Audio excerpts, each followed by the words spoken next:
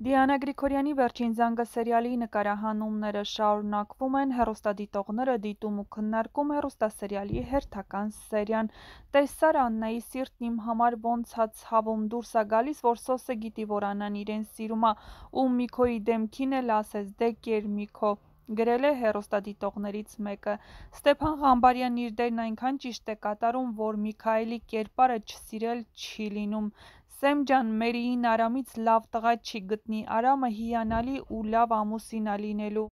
Անգելն ինչ մեղք ա, Հենրի ջան, ճիշտ չես վարում, հետո գլխիդ ես տալու, սաղի կերպարները հեսա փչացնելու ա Դիանա Գրիգորյանն ինչպես Մոխրոտի երազները հեռուստասերիալում։ Լիլիթը հետո ուզում ա, որ Սոսն իրեն սիրի, Սոսի մորը վիրավորում ա ու չի հարգում։